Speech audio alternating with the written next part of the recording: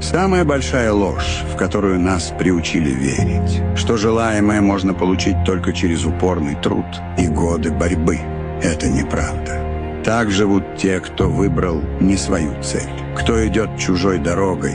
Когда твоя цель совпадает с твоим сердцем, тебе не нужно изматывать себя. Ты не тащишься сквозь трудности. Ты идешь легко, потому что знаешь, куда и зачем. Истина проста. Успех — это не война с миром. Это правильный выбор пути.